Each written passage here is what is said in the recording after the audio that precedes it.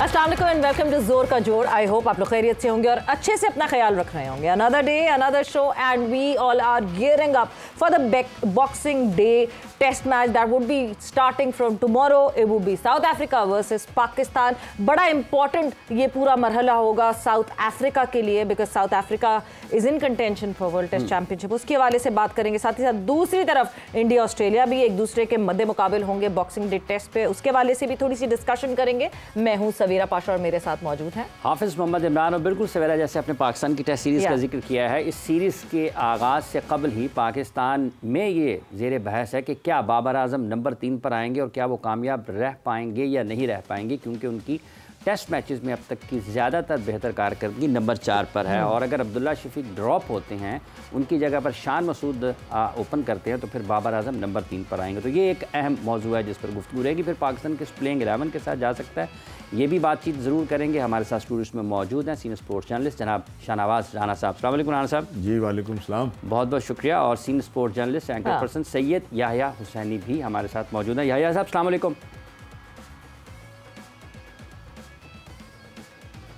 जी वालेकुम सलाम हाफिज इमरान और सवेरा पाशा और शाहनवाज राना साहब। बहुत बहुत शुक्रिया। याह्या, क्या आपको लगता है कि चूंकि बाबर आजम से अगर गुफ्तगू शुरू करते हैं तो रन्स उनके आए वाइट बॉल क्रिकेट में, अब आपको लगता है कि उनका बैटिंग ऑर्डर अगर चेंज हो रहा है तो फिर उनके लिए कुछ मुश्किलात हो सकती हैं, या फिर ये पाकिस्तान टीम के लिए एक बेहतर फैसला भी हो सकता है, क्योंकि अजहर के बाद अभी तक पाकिस्तान एक स्पेशलिस्ट नंबर 3 के बैट्समैन की तलाश में तो है।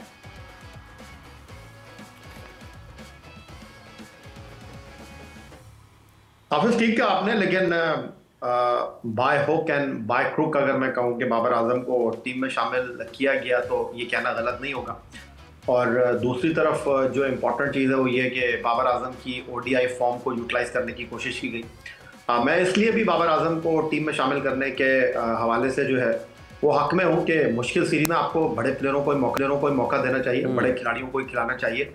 और अगर शान मसूद सेक्रीफाइस कर रहे हैं अपने नंबर को, तो आपको ये भी याद रखना चाहिए कि शान मसूद ने अपने टेस्ट करियर की शुरुआत बहैसियत ओपनर ही की थी, और टेस्ट क्रिकेट में जो 5 सेंचुरियाँ उनके नाम के आगे दर्ज हैं उसमें से 4 सेंचुरियाँ उन्होंने ओपनर की हैसियत से स्कोर किए। जहाँ तक रहा बाबर आजम का ताल्लुक, तो डेफिनेटली बाबर आजम से हाई होप्स हैं, और इस बड़ी सीरीज़ में बाबर आजम को मैदान में उतार कर जो फैसला क्रिकेट टीम की मैनेजमेंट ने सिलेक्शन कमेटी ने किया बिल्कुल भी गलत नहीं है, क्योंकि बहरहाल बाबर आजम को आपने टीम में शामिल किया है तो बाबर आजम के लिए भी ये बड़ी इंपॉर्टेंट सीरीज़ होगी, क्योंकि बाबर आजम के लिए भी इतना आसान होगा नहीं, क्योंकि अगर आप उनको टीम से बाहर रखते फिर आप उनको टीम में लेकर आते तो सिचुएशन कुछ इस तरह है कि बाबर आजम बिना फर्स्ट क्लास क्रिकेट खेले हुए, बिना अपनी आप को मनवाए हुए टीम में वापस आ रहे हैं।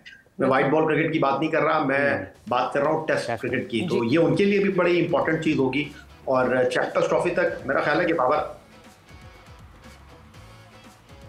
जी या जो आप ये बात कर रहे हैं बाय हुक और बाय क्रुक बाबर को वापस लेकर आए हैं। यस डेफिनेटली बाबर को टेस्ट से ही ड्रॉप किया गया था एंड वापस वो टेस्ट में आए हैं विदाउट प्लेइंग एनी डोमेस्टिक।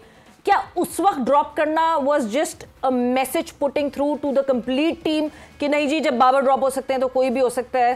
क्योंकि परफॉर्मेंस बेसिस पे किया होता तो फिर तो कहीं ना कहीं कोई उन्होंने डोमेस्टिक खेला होता जिसकी बेसिस पे ये वापस टेस्ट क्रिकेट में आए हैं। सबसे बात दरअसल ये है कि यहाँ पर फैसले ऐसे ही होते हैं, और आप बाबर आजम की बात कर रही हैं तो बाबर आजम को टीम से ड्रॉप करना जो है वक्त की ज़रूरत थी। आप कामरान गुलाम को लेकर आए तो कामरान गुलाम ने जो है वो अपने मसल्स को शो किया, और कामरान गुलाम ने बताया कि जी आप right man for the right job का इंतखाब करें। आप कब तक नामों के साथ ट्रैवल कर सकते हैं, कब तक नामों के ऊपर जो है आप कॉम्प्रोमाइज़ कर सकते हैं। तो ये सिर्फ बाबर आजम की मिसाल नहीं है, लेकिन बाबर आजम उन्होंने सर्व किया पाकिस्तान क्रिकेट को, माजी में परफॉर्मेंस का मुजाहरा किया है, तो ठीक है उनको एक और मौका मिलना चाहिए। और जुनूबी अफ्रीका के खिलाफ आप 7 प्रॉपर बैट्समैनों के साथ मैदान में उतर रहे हैं, तो ऐसे कैसे हो सकता था कि बाबर आजम बाहर बैठते? क्योंकि अब्दुल्ला शफीक जो है वो कहते हैं ना कि कुछ शहर के लोग भी जालिम थे, खुद को भी कुछ मरने का शौक था। तो अब्दुल्ला शफीक ने तो सारे बॉक्सेस जो है वो खोल के रख दिए कि आइए और आप मुझे बाहर कर दीजिए। तो परफॉर्मेंस जो है वो वनडे क्रिकेट में खराब थी, शामिल आपने उनको टेस्ट टीम से बाहर कर दिया है। तो अगर मुल्तान टेस्ट मैच की पहली इनिंग जहां उन्होंने सेंचुरी स्कोर की थी, उसके बाद अगली 5 इनिंग में वो कोई 50 भी नहीं कर सके, तो उनको ड्रॉप किया गया, बिल्कुल ठीक किया गया। लेकिन ये सिर्फ बाबर आजम का मसला नहीं है, हमारी टीम में भी आप मुस्तकबिल में भी देखेंगे चैंपियंस ट्रॉफी में हम कुछ पुराने खिलाड़ियों की तरफ वापस जा रहे हैं। चैंपियंस ट्रॉफी में हम पुराने खिलाड़ियों की तरफ वापस जा रहे हैं। ये अब्दुल्ला शफीक वाला जो जिक्र किया है, कुछ उंजवी रामो औखियां सन, कुछ गल विच गम दा तौक भी सी, कुछ शहर दे लोग भी जालिम सन, कुछ सानू मरंदा शौक भी सी। लेकिन आपकी तो आज यौम पैदाइश है राणा साहब, आपको तो यौम पैदाइश मुबारक। सबसे पहले तो हैप्पी बर्थडे। 25 दिसंबर को बड़े लोग पैदा हुए। हाँ, बड़े बड़े, हाँ बड़े बड़े लोग हजरत ईसा अलैहिस्सलाम से लेकर बहुत बहुत शाहनवाज राना तक जो है आपको बहुत बहुत मुबारक हो यौम पैदाइश। और ये अब्दुल्ला शफीक वाला जो मामला है जैसे, और बाबर आजम का नंबर 3, पहले तो भाई मैं अपने भाई याहिया हुसैनी को दाद दूंगा कि उन्होंने क्या खूबसूरती के साथ उर्दू तर्जुमा किया। हाँ। कुछ शहर दे लोग भी जालिम सन थे, कुछ सानू मरंदा शौक भी सी। ठीक है ना। तो दूसरी बात ये कि जाहिर है कि जब आप परफॉर्मेंस ही नहीं देंगे तो फिर कहीं ना कहीं आकर कभी ना, यार आप 7 मरतबा 0 पर आउट हो चुके हैं, ठीक है या नहीं। और अब आपने एक और मुनफरिद रिकॉर्ड बना लिया कि एक सीरीज में आपने 1 रन भी नहीं की, ठीक है ना, सीरीज ऑफ डक, ठीक है ना, मुसलसल 3 मरतबा। तो फिर मेरा ख्याल है कि इखलाकी तौर के ऊपर भी और वैसे भी बनता नहीं था कि असद शफीक जो है, अब्दुल्ला शफीक जो है वो मौजूद हों टीम में। तो ये तो खैर कोई ऐसी मतलब दुख इतना ज़रूर है कि इस लड़के से बेइंतहा तवक्कुआत थी जब ये आए हैं और इन्होंने अपना शो किया है, स्टाइल और खेलने का अंदाज़, और कुछ मतलब एक सेंचुरी भी उनके क्रेडिट के अंदर थी। तो तब यूँ लग रहा था कि जैसे हमारा ओपनिंग का एक बड़ा मसला जो है वो हल हो गया हो, लेकिन उन्होंने ही अब ये साबित कर दिया कि हमारा ओपनिंग का मसला जो है ना एक मरतबा फिर गंभीर सूरत हाल जो है वो इख्तियार कर गया है। तो अब तो ये है कि वो नजरिया ज़रूरत जो है वो इस्तेमाल होगा। वो जो हमारा एक है ना, हम जिंदगी के सारे शोबों में नजरिया ज़रूरत को लेके चलते हैं, अब भी टीम के अंदर एक नजरिया ज़रूरत होगा और शान मसूद को फिर दोबारा से कुर्बानी का बकरा जो है वो बनना पड़ेगा। हालांकि आगाज़ उनका ऐसे ओपनर ही हुआ, लेकिन फिर बाद में जो सूरत हाल हुई, रन उनसे भी नहीं हुए, शोर भी पजा, और बगैर किसी परफॉर्मेंस के, बगैर किसी उसके वो कप्तान भी बना दिए गए, ठीक है ना, और वो भी नजरिए ज़रूरत थी। अब भी यही होगा कि नजरिए ज़रूरत के तहत वो ओपन करेंगे। बाकी बाबर की अगर बात आती है तो बाबर तो ने जितनी क्रिकेट खेली है वो रन्स बनाने के ऊपर ही खेली है। ये अलग बात है कि उनसे नहीं हुए, लेकिन अब अगर वो कंटिन्यूसली रन्स बना रहे हैं, उनके बल्ले से रन्स उगल रहे हैं, तो मेरा ये ख्याल है कि अब टेस्ट मैच में भी उनसे बहुत सारी उम्मीदें जो हैं वो रखी जा सकती हैं। और फिर शेर कुछ करे ना करे, लेकिन शेर दा डराव बड़ा होता है, ठीक है ना। वो जब पता होता है ना कि शेर आ रहा है तो फिर तगड़े होते हैं। बाबर आजम भी एक ऐसा ही शेर है कि जिसका नाम लिया जाए तो अगले डरते हैं कि हाँ। और अब उनके ऊपर बहुत बड़ी जिम्मेदारी एक आन पड़ी है, और मेरा ये ख्याल है कि अगर खुदा ना खास्ता वो अब इस सीरीज़ में भी कुछ ना कर सके ना, इसके खिलाफ भी कुछ ना कर सके, तो फिर उनका टेस्ट क्रिकेट के हवाले से जो मुस्तकबिल है वो मखदूश नज़र आता है। नहीं, बहुत बहुत ज़रूरी है बाबर का भी परफॉर्म करना। ऑब्वियसली ओडीआईज में जिस तरह वापस टच में देखे बाबर, लग ऐसी रहा आया कि वो Aahista Aahista he is gaining back that confidence and he is coming back into that touch. But जहाँ आपने बात की कि हम चैंपियंस ट्रॉफी के लिए फिर पुराने नामों पे जाएंगे, पुराने नामों से मतलब क्या, फ़खर और इमाम की बात कर रहे हैं आप, या और कोई पुराने नाम आपके पास?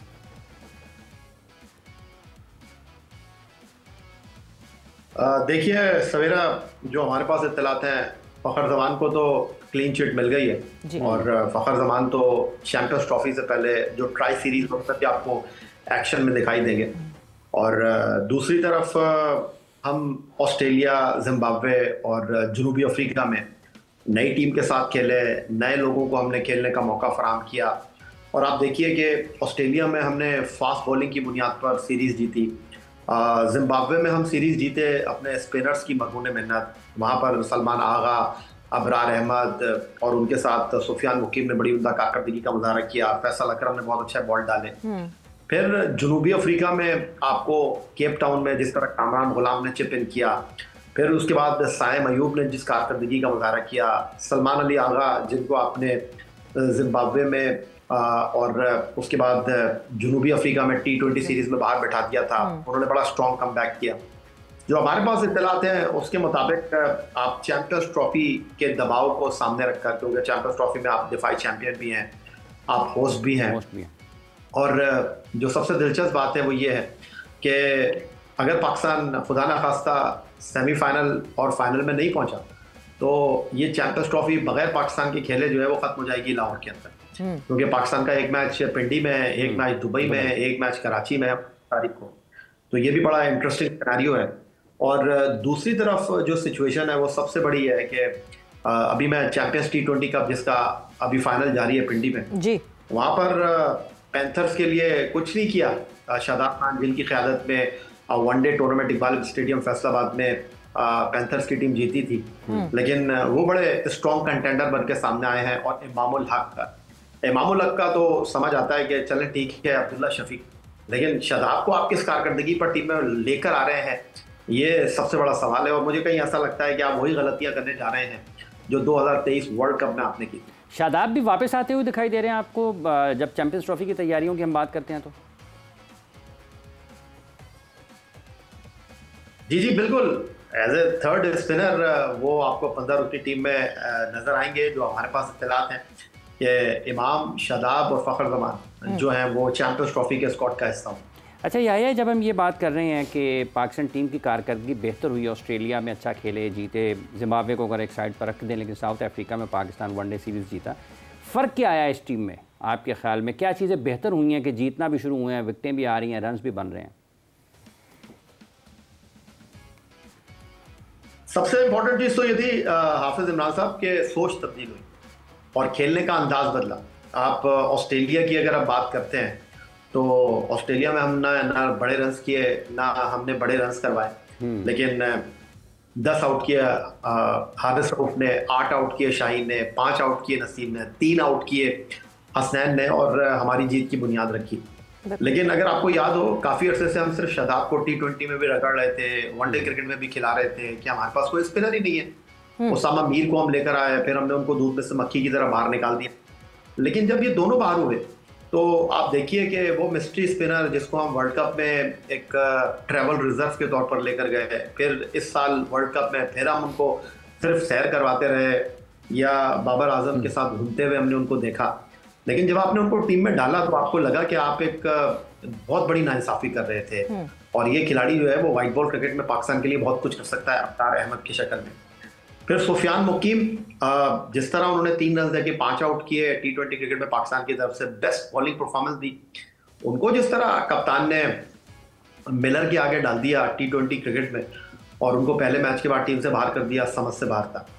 फिर उसके बाद आप देखिए कि हैं चीज़ें ठीक है, हम जीत रहे हैं, लेकिन कुछ चीज़ों पर आपको निगाह भी रखनी चाहिए। एक तरफ आप लेकर आए हसीबुल्ला को, नो डाउट उनको आप पाकिस्तान क्रिकेट का बेहतरीन खिलाड़ी कह सकते हैं मुस्तकबिल के हवाले से। आपने उनको ऑस्ट्रेलिया में डेब्यू भी करवा दिया, आपने उनको गलत जगह पर मौका दिया जब आपने जिम्बाब्वे के खिलाफ उनको वनडे मैच में नंबर 5 पर भेज दिया। फिर आपने एक मैच के बाद उनको टीम से बाहर निकाल दिया, और जनूबी अफ्रीका में तो आपने उनको दूध में से मक्खी की तरह बाहर निकाल दिया, और आप रिजर्व विकेट कीपर के तौर पर उस्मान खान को लेकर आ गए। और उस्मान खान को आप देखें, बगैर चांस मिले वो टीम से बाहर होने जा रहे हैं। चैंपियंस ट्रॉफी के स्क्वाड में वो आपको दिखाई नहीं देंगे। बिल्कुल।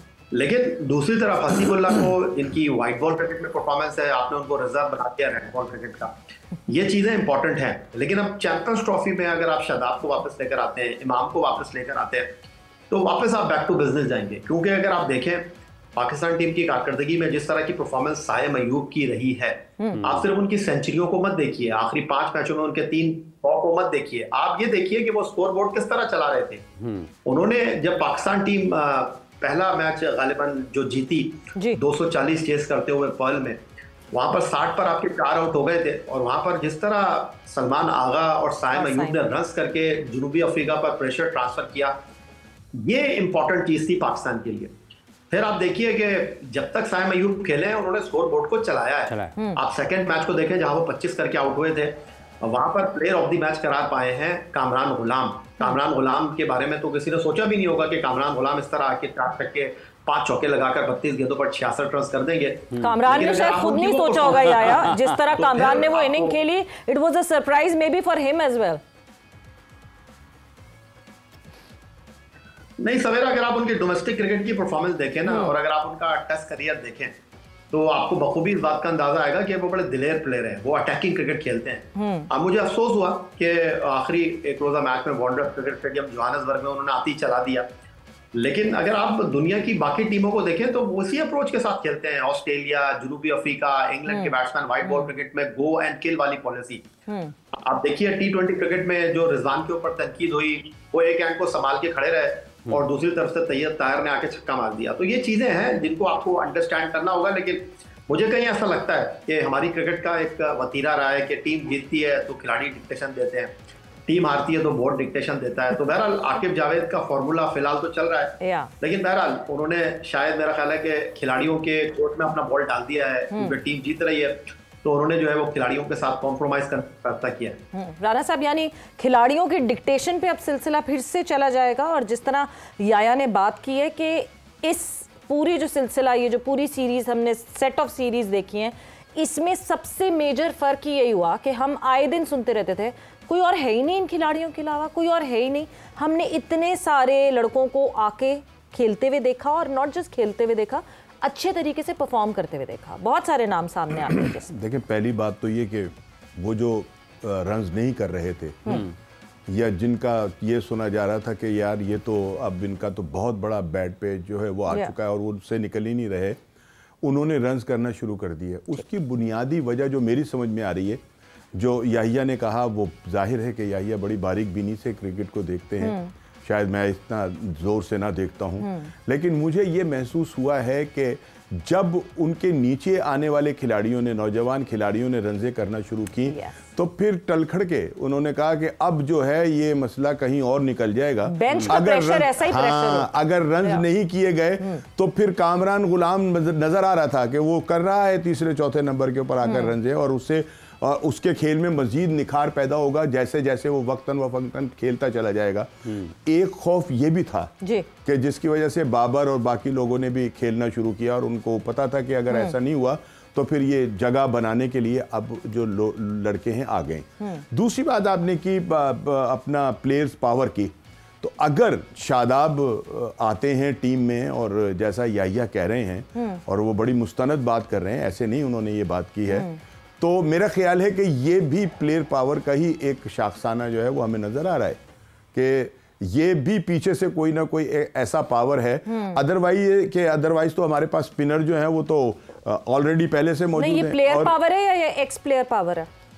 दोनों इसमें एलिमेंट शामिल है। आपने बहुत अच्छी मतलब बात की कि जाहिर है कि एक्स भी उनके सर के ऊपर अब माशाल्लाह साया बने हुए हैं, ठीक है ना। उनके ससुर साहब का बड़ा एक जोर है, और आपने बड़ी दूर की बात की है।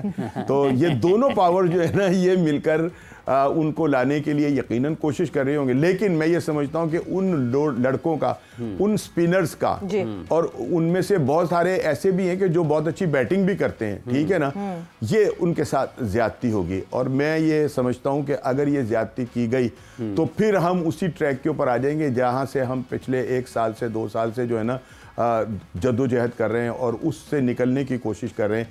सो ये है कि, और तीसरी बात ये कि जहाँ तक इमाम का ताल्लुक है, तो इमाम ने तो प्रूव भी किया, ठीक है ना, उसे बताया भी, और उनके लिए कोई ऐसी बड़ी ख़ास वजह नहीं। उनको जो टीम से बाहर निकालने की बातें की गई वो ये की गई कि ये फिटनेस के प्रॉब्लम है इनके, उन बैटिंग का प्रॉब्लम उनका शायद इतना ज़्यादा ना हो, फिटनेस पे बड़ा जोर दिया गया कि ये फिट नहीं है और इस वजह से। लिहाजा ये कि जो अब उन्होंने टूर्नामेंट खेला है उसके अंदर उन्होंने साबित कर दिया कि वो जो हैं 50 ओवर की और टेस्ट क्रिकेट के जो हैं एक अहल खिलाड़ी हैं। और अब जब ये एक आया है फिर से अब्दुल्ला शफीक के अपना क्या कहते हैं बुरी परफॉर्मेंस की वजह से एक खला, तो इसमें अगर कोई पुर कर सकता है और जिसको ये समझते हैं कि वो उसका तजर्बा भी है खेलने का, तो उसमें मेरा ख्याल है कि इमाम जो है वो कोई सिफारिशी नहीं बनेगा, बल्कि मेरिट पर आ जाएगा। हैं? मेरिट पर आ जाएगा।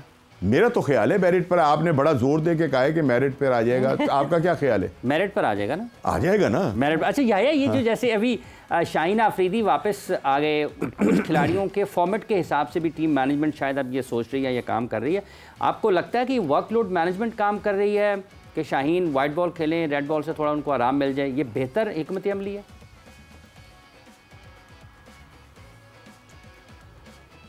हाफिज साहब, पहले मैं आपके सवाल का जवाब दूं, मैं थोड़ा सा शाहनवाज राना साहब को कहना चाहूंगा कि आप ही अपनी अदाओं पे जरा गौर करें। हम अगर अर्ज करेंगे तो शिकायत होगी, क्योंकि आज माशाल्लाह आप अपनी सालगिरह का केक भी काटेंगे तो आप माजरत चाहते हैं ना आपके लिए तोहफा लेकर आए ना आपके लिए केक लेकर आए, लेकिन आप शाहनवाज भी हैं, आप राना भी हैं। थोड़ी देर पहले आप फरमा रहे थे कि बाबर आजम जो है वो जंगल के शेर हैं, फिर आपने कहा कि बाबर आजम जो है उन्होंने साइम अयूब को देखकर, बाकी खिलाड़ियों को देखकर खेलना शुरू कर दिया, फिर आपने उनको सीनियर खिलाड़ियों के जो है वो ग्रुप का हिस्सा भी बना दिया।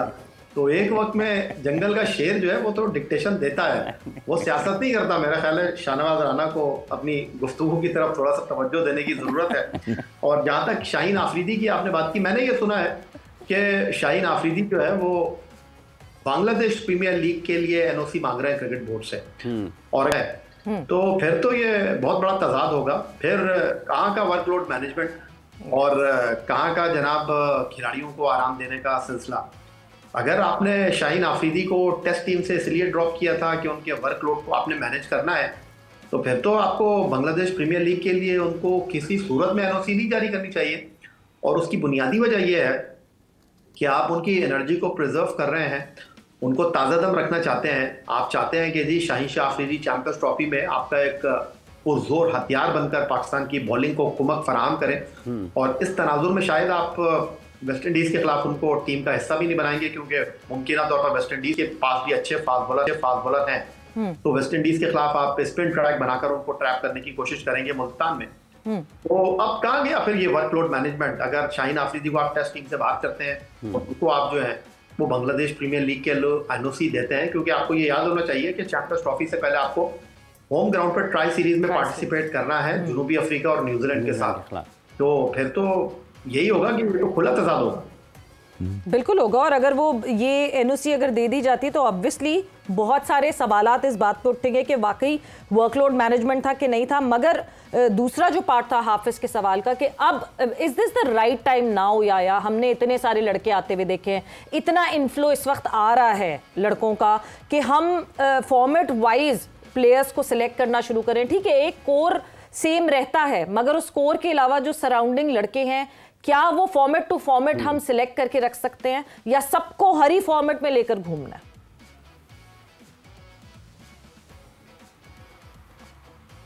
देखिए, सवाल आपका बहुत अच्छा है, और अभी मैं थोड़ा सा इस बात पर भी हैरान हुआ कि चेयरमैन क्रिकेट बोर्ड ने वहाब रियाज की तरह अब्दुल रज़ाक को क्रिकेट बोर्ड का हिस्सा बना लिया। बिल्कुल खिलाड़ियों को क्रिकेट बोर्ड के साथ काम करना चाहिए, इसमें कोई दो राय नहीं है। हम चेयरमैन क्रिकेट बोर्ड की नीयत के ऊपर शक नहीं कर सकते, लेकिन सवाल मेरा ये है कि मुझे ऐसा लगता है कि सिलेक्शन कमेटी एक सिम्त में काम कर रही है, जो आपके मेंटोर्स हैं उनकी सिम्त कुछ और है, और अब आप अब्दुल रज़ाक को लेकर आ गए।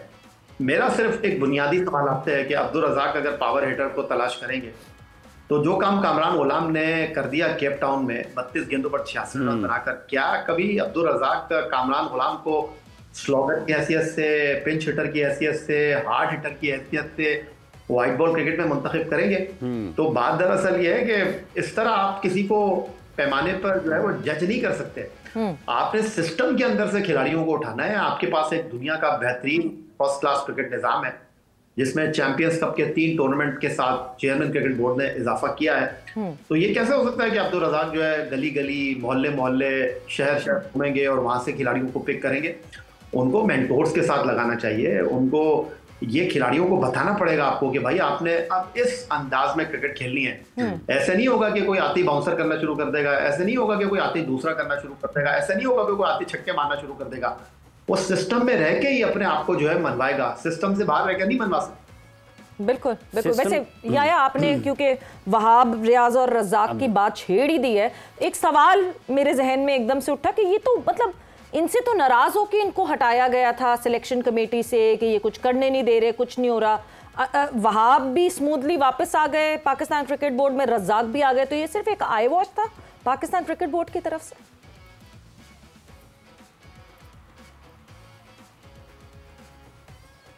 अब आई वॉच था या पता नहीं क्या था। मैंने अभी कुछ दिन पहले एक आर्टिकल लिखा है, chairman cricket board Syed Mohsin Raza Naqvi के फैसले और पाकिस्तान क्रिकेट बोर्ड की टाइमलाइन।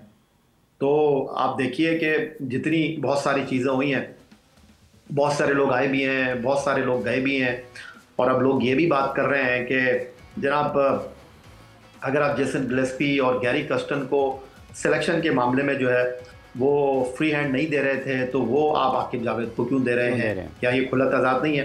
क्योंकि जिस बात पर वो नाराज हुए हैं वो माहौल जो है आपने आकिब जावेद को फराहम किया है। इसमें कोई शक नहीं है कि आकिब जावेद ने इस क्रिकेट बोर्ड की सिमत को तब्दील किया है। जीत की हमको बहुत ज़्यादा ज़रूरत थी, और आकिब जावेद अब सेलेक्टर का भी किरदार अदा कर रहे हैं। जब जेसन गिलेस्पी नाराज़ हुए थे इंग्लैंड के खिलाफ टेस्ट सीरीज में, तो उन्होंने कहा था कि जी मुझे तो पता ही नहीं, बल्कि उन्होंने जो बयान जारी किया उन्होंने कहा कि मुझे जो है व्हाट्सएप ग्रुप में बताया गया कि कौन खेलेगा और कौन नहीं बाहर बैठेगा। तो अब आकिब जावेद तो सेलेक्टर भी हैं, क्योंकि अगर आपको याद हो ऑस्ट्रेलिया में असद शफीक सेलेक्टर थे, अब जिम्बाब्वे और जनूबी अफ्रीका में आकिब जावेद जो है वो खुद ही इन चीज़ों को देख रहे हैं। तो मुझे कोई एतराज़ नहीं है इस बात पर, मेरा ख्याल है आपको भी एतराज़ नहीं होगा। आप खुद भी चाहेंगे कि जी आकिब जावेद से ज़्यादा कोई चीज़ों को समझता नहीं है, लेकिन हमारे फॉर्मर क्रिकेटर्स, क्रिकेट पंडित ये सवाल तो उठा रहे हैं कि जिस चीज़ पर आपने गैरी कर्स्टन को या गिलेस्पी को नाराज़ किया वो चीज़ आपने आकिब जावेद के साथ नहीं की। उनके लिए कुछ और सोच थी, इनके लिए कुछ और सोच है। सबसे इंपॉर्टेंट चीज़ ये है कि पाकिस्तान क्रिकेट बोर्ड कोई भी फैसला करे, पाकिस्तान क्रिकेट बोर्ड को अपने फैसले के ऊपर कायम रहना चाहिए, जो बात करे उसके ऊपर रुकना चाहिए। मुझे इमामुल हक की टीम में वापसी से कोई दो राय नहीं है, लेकिन आपकी सोच तब्दील हो रही है, आपके खेलने का अंदाज बदल रहा है। आपको याद होगा 2023 वर्ल्ड कप में आपने इमामुल हक को टीम से ड्रॉप किया था, अब्दुल्ला शफीक और आप जो है वो फखर जमान के साथ इनिंग का आगाज करने के लिए थे, इसीलिए कि बहुत स्लो खेलते हैं, इमामुल हक का टाइम लेते हैं क्रीज के ऊपर रुककर। अब ये जो चैंपियंस ट्रॉफी हो रही है, ठीक है, इन चैंपियंस ट्रॉफी के अंदर स्पिनर्स के लिए साजगार विकेटें होंगी, सीने के ऊपर उछाल वाली बॉल नहीं आएंगी, ऑस्ट्रेलिया और जनूबी अफ्रीका जैसा बाउंस नहीं होगा, लेकिन आपको रन्स तो करने पड़ेंगे अपने आप को साउंड एंड सिक्योर करने के लिए। इमामुल हक का अंदाज नहीं चलेगा, अब आपको साइम अयूब और फखर जमान के अंदाज में खिलाड़ियों को मुंतखब करना होगा। और अगर आप मुस्तकबिल में बिना खेले इरफान नियाजी को ड्रॉप कर देते हैं तो वो तो आप उनके रिकॉर्ड से देखेंगे, इन्होंने इतने मैच खेले हुए और इनको गेंद है, इन्होंने रन इतने किए हुए हैं, लेकिन कोई ये देखेगा कि वो कौन सा नंबर पर बैटिंग करने के लिए आ रहे थे। वो एक अच्छे खिलाड़ी हैं, उनको एक अच्छे नंबर पर मौका मिलना चाहिए, लेकिन आप उनको बाहर करके शादाब खान को अगर लेकर आएंगे तो ये किसके साथ आप नाइंसाफी करेंगे? राणा साहब, किसके साथ नाइंसाफी करेंगे शादाब खान के आने से? क्रिकेट के साथ। क्रिकेट के साथ नाइंसाफी, ये नाइंसाफी तो क्रिकेट के साथ होगी ना। और जिन तमाम मतलब पहलुओं के ऊपर याहिया ने अभी बात की है, अगर उनको मद्देनज़र रखा जाए, उनको सामने रखकर अगर कोई फैसले किए जाए तो फिर ये तो बड़ी ज़्यादती होगी, और फिर ये सिर्फ चंद एक खिलाड़ियों के साथ नहीं होगी, बल्कि ये हमारी पूरी क्रिकेट के साथ जो है वो ज़्यादती जो है वो होगी। असल में बात पता है क्या है कि हम पता नहीं जो हमारे फैसला साज हैं उनका माइंडसेट क्या होता है, वो क्या सोच रहे होते हैं, किस तरह से कुछ कर रहे होते हैं।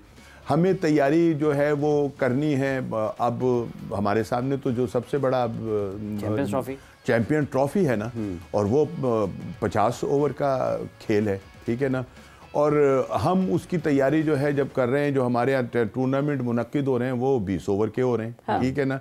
तो ये सारी चीज़ें जो हैं ये भी एक गौर तलब है कि हमारी जो तैयारी का मेयार जो है वो क्या है, हम किस तरह से मतलब खिलाड़ियों को जो है वो जांचने की कोशिश कर रहे हैं, या अगर हम ये सोच रहे हैं कि इन टूर्नामेंट ज़्यादा से ज़्यादा टूर्नामेंट कराने का बुनियादी मकसद खिलाड़ियों को अपना चूज़ करना है, उन्हें ढूंढना है, तो फिर हमें ये भी तो देखना है कि हम किस वक्त के लिए किन खिलाड़ियों का जो है वो इंतखाब करना चाह रहे हैं और उसका पैमाना जो है वो हमारे पास क्या है। तो यकीनन जो एक वो फुकदान है ना हमारी सोचों का, वो तो बिल्कुल है और वो हमारे जो है वो सामने आता है।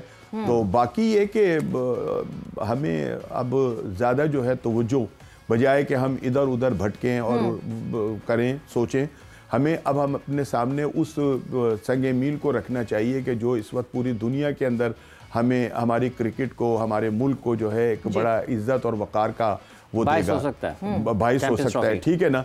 तो उसी को सामने रखते हुए अगर हम कुछ चीज़ों को दुरुस्त करना शुरू कर दें, और उनमें जाहिर है कि खिलाड़ियों का इन और आउट भी है कि किन को रखना है और किन को नहीं रखना, और उस कम्बिनेशन को अगर हम बनाकर अब उसकी तैयारी शुरू करें तो फिर हम ये है कि चैम्पियन ट्रॉफी के अंदर सुरखरू भी हो सकते हैं और सिर्फ यही नहीं होगा, ये जो चैंपियन ट्रॉफी है ये पूरी दुनिया के अंदर पाकिस्तान के एक सॉफ्ट इमेज का जो है बहुत बड़ा पैगाम लेकर जो है वो आ रही है। और इसमें इन तमाम पहलुओं को हम अपने पास अगर रखेंगे, सामने रखेंगे, तो मैं ये समझता हूँ कि ये ज़्यादा बेहतर होगा।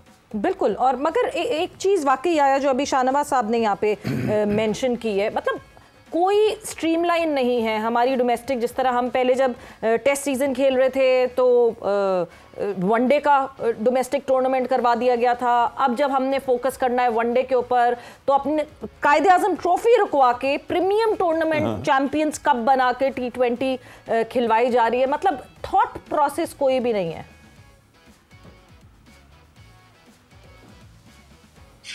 जी बिल्कुल, बजा फरमाया आपने।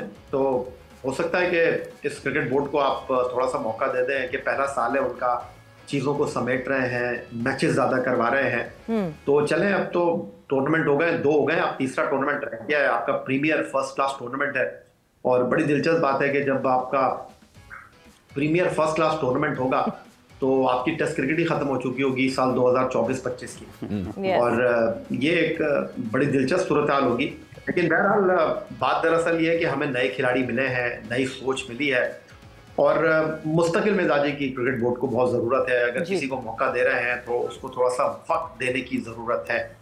वो चीज़ आपको यहाँ पर थोड़ा सा लैक नज़र आ रही है। तो कोशिश करेंगे हम, उम्मीद पर दुनिया कायम है। हम इंग्लैंड के खिलाफ जिस तरह हारे और इंग्लैंड को फिर हमने जिस तरह हराया और फिर उसके बाद ऑस्ट्रेलिया, जिम्बाब्वे और जिस तरह फतह के झंडे हमने जनूबी अफ्रीका में गाड़े, तो इस टीम को हमको बैक करना चाहिए। क्रिकेट बोर्ड के फैसलों के पीछे होना चाहिए।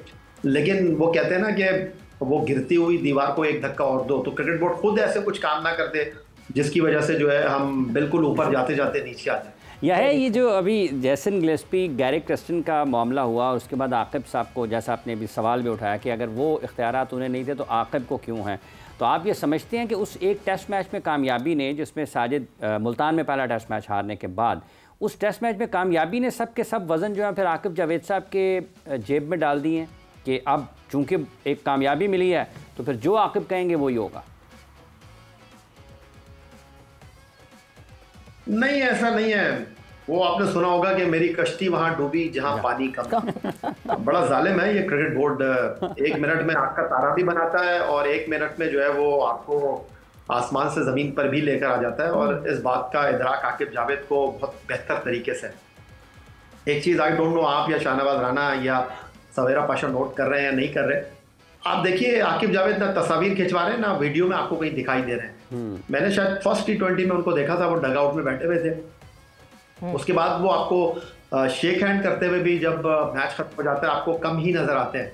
तो वो आपको ज्यादा वीडियोस में दिखाई देंगे नहीं, क्योंकि नजर लग जाएगी, डर है जिनको आप कहते हैं। नहीं आकिब जावेद को जो है ना, मैं सवेरा आपको ये बताऊं जी कि आकिब जावेद को जो है ना वो एप्रिसिएशन की जरूरत है नहीं। वो नहीं चाहते कि लोग उनको डिस्कस करें, वो काम करना चाहते हैं। हमने उनको लाहौर कलंदर में काम करते हुए देखा है और वहां उनको काम करते हुए देखा लाहौर कलंदर में, मुजफ्फराबाद में, जहां वो सुबह 5 बजे आते थे और वहां पर कुछ और क्रिकेटर्स थे जिनकी खिदमत लाहौर कलंदर ने हासिल की थी। वो सिर्फ एक शो पीस के तौर पर आते थे। लेकिन आकिब जावेद को हमने वहां पर ग्राउंडमैन के साथ खाना खाते हुए देखा, वहां पर पिच बनाते हुए देखा। तो ये चीज़ आकिब जावेद की है। और दूसरी जो सबसे इंपॉर्टेंट चीज़ है कि आकिब जावेद लायबिलिटी नहीं बनेंगे इस क्रिकेट बोर्ड की। आकिब जावेद जो है, जिस दिन उन्होंने महसूस किया कि जी क्रिकेट बोर्ड का दिल उनसे भर गया, वो खुद रिजाइन करके चले जाएंगे। तो ये क्रिकेट बोर्ड के लिए भी बड़ी संजीदा किस्म की बात है। और आपने माजी में देखा कि हमने लोगों से जान छुड़ाई है, लेकिन इस क्रिकेट बोर्ड में जो है वो गैरी कर्स्टन आपको छोड़कर गए, इस क्रिकेट बोर्ड में जेसन गिलेस्पी आपको छोड़कर गए। तो आकिब जावेद भी जब उनको लगेगा कि पानी सर से ऊंचा हो गया, वो अपने आप को डिस्कनेक्ट करने में, क्योंकि वो जॉब के पीछे नहीं भागते, वो काम करना जानते हैं। पाकिस्तान क्रिकेट बोर्ड को उन्होंने छोड़ दिया था माजी में, लाहौर कलंदर के साथ भी उन्होंने काम किया है। आकिब जावेद ने UAE क्रिकेट के साथ भी काम किया है, श्रीलंकन क्रिकेट के साथ भी काम किया है। तो उनका वेट है, उनको काम करने का पता है। तो वो अपने आप को जो है बोझ नहीं बनाएंगे क्रिकेट बोर्ड के ऊपर। लेकिन आप ये देखिए कि उन्होंने वो काम किया है जो बड़े बड़े क्रिकेटर नहीं कर सकते। उन्होंने आपको जीत के ट्रैक पर लाकर खड़ा किया है और वो नहीं चाहेंगे कि आप उनकी तारीफ करें, आप उनको जो है वो सराहें। क्योंकि जब से वो आए मैं ये देख रहा हूँ कि लोग कह रहे हैं कि जी लाहौर कलंदर की तरफ आकिब जावेद का झुकाव बहुत ज़्यादा है।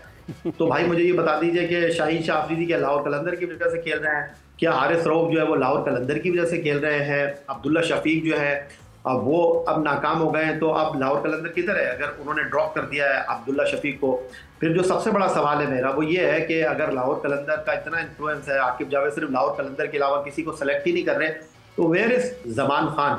तो ये कोई जवाब देने के लिए तैयार नहीं है। तो जितने भी खिलाड़ी आए हैं उन्होंने लाहौर कलंदर से परफॉर्म किया है, और आकिब जावेद जो है जब लाहौर कलंदर में थे तब भी वो जो है वो सिर्फ मेरिट के ऊपर काम करते थे, और पाकिस्तान क्रिकेट में भी वो मेरिट के ऊपर काम करेंगे। अब जो सिर्फ और सिर्फ कंफ्यूजन होगा वो ये होगा कि आपकी टीम माशाल्लाह बहुत अच्छा परफॉर्म कर रही है, जहां टीम की परफॉर्मेंस में 19-20 आएगा वहां पर देखना होगा कि क्रिकेट बोर्ड का आकिब जावेद के साथ रवैया क्या होगा। याया साहब से मैं भी एक सवाल पूछूं? जी जल्दी से पूछ लीजिए बस, फिर याया। अच्छा याया भाई, बात असल में ये है कि हम ये वो कहते हैं कि जो उसको छुट्टी ना मिली जिसने सबक याद किया। अगर आकिब ने आगाज में कोई अच्छा सा काम कर दिया तो अब सारे बोझ उनके ऊपर डाले जा रहे हैं, रेड बॉल भी, वाइट बॉल भी, सिलेक्शन भी, ये भी। तो ये सारे बोझ जो हैं अगर एक वक्त में एक ही के ऊपर डाल दिए जाएं तो क्या फिर वो तमाम जगहों के ऊपर वो परफॉर्मेंस दे सकता है कि जिसकी उससे तवक्को की जाती है? शाहनवाज राणा साहब, जब आप सवेरा और हाफिज साहब के हत्थे लग जाते हैं ना, और वो आप शो के लिए उनसे जोर का जोड़ में कमिटमेंट कर लेते हैं, तो फिर वो ये नहीं करते आपसे कि सिर्फ पाकिस्तान क्रिकेट में ही बात करेंगे, अरशद नदीम पे भी बात करेंगे, हॉकी पे भी बात करेंगे, सामो हक पे भी बात करेंगे, स्नूकर पे भी बात करेंगे, पाकिस्तान ओलंपिक पे भी बात करेंगे, और पाकिस्तान स्पोर्ट्स बोर्ड पे भी बात करेंगे। लग गए हैं। तो आकिब जावेद वही काम कर रहे हैं जो उनको करना आता है। तो आकिब जावेद वही काम कर रहे हैं जो उनको करना आता है। मैं यही कहूंगा, बिल्कुल ये सारे काम फॉर्मेट अगर आप दे रहे हैं, फिलहाल तो उबूरी कोच आपने उनको बनाया, तो अगर लोग ये सोच रहे हैं कि जी आकिब जावेद को देखिए ये हाई परफॉर्मेंस जॉब है, बड़ी जॉब है, इसके लिए आपको इश्तिहार देना पड़ेगा, तो जब आप इश्तिहार देंगे उसके बाद फिर आपको जो है वो कवानीन को जो है पूरा करना पड़ेगा, तो इस तरह जो है आप चीज़ों को लेकर चलेंगे। तो बहरहाल पाकिस्तान क्रिकेट के अच्छे दिन हैं, और इन अच्छे दिनों में आपको नए चेहरों के साथ, नए लोगों के साथ चलना पड़ेगा। जो काम आपने किया है ऑस्ट्रेलिया, जनूबी अफ्रीका, जिम्बाब्वे के दौरे में, और आपको थोड़ी सी मुस्तकिल मिजाजी का मुजाहरा करना पड़ेगा। ये नहीं है कि आप वापस पीछे मुड़कर देखेंगे तो ऐसा ना हो कि 2023 वर्ल्ड कप और 2024 आईसीसी T20 वर्ल्ड कप जैसे वाकयात रुनुमा हो। बिल्कुल बिल्कुल, मुस्तकिल मिजाजी, जरूर मुस्तकिल मिजाजी से काम लेना पड़ेगा। Yeah yeah thank you, thanks a lot, आपका जो है टाइम हमने जो है वो एंगेज कर लिया, थैंक यू, बहुत बहुत शुक्रिया। एंड शाहनवाज साहब, कमिंग बैक टूवर्ड्स यू, मुस्तकिल मिजाजी is always an issue in Pakistan cricket, क्योंकि अभी रिसेंटली मोहसिन नकवी साहब ने जो है वो एक स्टेटमेंट दिया कि अगर मैं 2026 तक हुआ तो यही होगा कि जिस तरह ये पूरा चैंपियंस ट्रॉफी का भी मामला हुआ है, तो हम भी न्यूट्रल वेन्यू पे नॉकआउट भी होगा तो इंडिया को बाहर आके खेलना पड़ेगा। तो ये बड़ा इंपॉर्टेंट बात है कि मैं अगर जब तक हुआ, क्योंकि मुस्तकिल मिजाजी तो हमारे यहाँ है ही नहीं। देखिए, ये जब हो रहा था ना सब, तो मैंने यही आपके समा के ही प्रोग्राम में, आप ही के प्रोग्राम में एक बात की थी जी, कि पाकिस्तान ने जो ये कहा है ना कि जी हम भी अब 3 साल नहीं खेलेंगे, तो हमें अभी उन 3 सालों का इंतज़ार करना है। हाँ। और इन 3 सालों के अंदर जो है पॉलिटिकली कितनी तब्दीली आती है, ठीक है ना। हाँ। क्रिकेट बोर्ड के दोनों के ताल्लुकात में कितनी तब्दीली आती है, मतलब ये कि सारी चीजें तब्दील हो सकती है ना। हाँ। तो डिप्लोमेटिक हमारे रिलेशनशिप्स, वही मैं कह रहा हूँ, सियासी तौर पे हम कितने तब्दील होते हैं, तो क्या हम ये तमाम तब्दीलियों के बावजूद अपने उस फैसले के ऊपर कायम रहेंगे कि हमने तो खेलना ही नहीं वहां जाकर? ये तो बहुत बड़ा सवाल है ये नहीं। तो ये तो चीज जो है ये अब आने वाला वक्त बताएगा कि हम अपने स्टांस के ऊपर अपने मजबूत पैरों के साथ खड़े हैं या नहीं। मतलब आपका ये ख्याल है कि अगर 2026 में दोनों मुल्कों के ताल्लुकात बेहतर होते हैं तो पाकिस्तान क्रिकेट बोर्ड खेलने चला जाएगा? देखिए, अच्छी बात है ना, अगर तो ताल्लुकात अच्छे हैं और हम तमाम चीज़ों के ऊपर जो है वो अपना एक दूसरे के साथ ताउन की लहर के ऊपर आ जाते हैं, ट्रैक के ऊपर आ जाते हैं, तो फिर ये कोई ज़रूरी तो नहीं कि जी मैं ना मानूं। अगर तो ताल्लुकात अच्छे हो जाते हैं और बराबरी की सतह पे अच्छे हो जाते हैं, ठीक है ना, तो फिर तो ये है कि फैसले बदलने में तो कोई बुरी बात नहीं है। लेकिन ये कि अगर नहीं होते और फिर सिर्फ हम मतलब ये कि चंद टकों की खातिर और उनके दबाव की, उनके क्रिकेट बोर्ड के दबाव की, तो बांग्लादेश तो फिर ये मतलब ये तो फिर बुरी बात होगी। लेकिन अगर ताल्लुकात अच्छे होते हैं तो फिर हमें उन ताल्लुकात को मज़ीद अच्छा करना चाहिए। ठीक है, उन ताल्लुकात को मज़ीद अच्छा करना चाहिए और ये जो मुआहदा हुआ इसको ख़त्म कर देना चाहिए। नहीं, ये तो फिर हालात के ऊपर होता है ना, बहुत सारी चीज़ें होती हैं कि ये होता है कि भाई नहीं ऐसा नहीं होगा, लेकिन फिर जब बैठते हैं वो जो कहा जाता है ना, सियासतदानों को भी कहा जाता है कि जिस सियासत के अंदर बेहतरीन ताल्लुकात की बुनियाद जो है वो सर जोड़कर बैठने पर होती है। जब आप डायलॉग किसी के साथ नहीं करेंगे, आप किसी को आप कुछ समझने की कोशिश नहीं करेंगे, खुद ही पन्ने खां बनते रहेंगे तो हालात खराब रहेंगे। बातचीत हो गई तो बस ठीक है, बातचीत अगर बातचीत होती है और अच्छे पैमाने पर होती है और हालात बदलने से दोनों ममालिक के फायदे होते हैं, तो फिर इसके अंदर मतलब ये कि कोई ऐसा मसला भी नहीं। लेकिन हमें अभी अपनी मैं दिखाने के लिए ना वक्त का इंतजार जो है वो करना पड़ेगा, वक्त का बिल्कुल इंतजार करना पड़ेगा। शाहनवाज साहब बहुत बहुत शुक्रिया, thanks a lot for joining in. और सिलसिला सिर्फ चैंपियंस ट्रॉफी तक खत्म नहीं होगा, जाहिर सी बात है चैंपियंस ट्रॉफी के बाद एशिया कप 2025 जो कि इंडिया ने होस्ट करना है उसके ऊपर भी फिर बात होगी, फिर बैठा जाएगा, क्योंकि इस दफा अब Mohsin Naqvi would be heading Asian cricket council, तो किस तरह वो सिचुएशन को मैनेज करेंगे, सिनेरियो को। खैर वक्त अभी खत्म हो गया है, जोर का सबीरा पाशा और हाफिज इमरान को इजाजत दीजिए, अपना बहुत ख्याल रखिएगा, टेक केयर, बाय, अल्लाह हाफिज।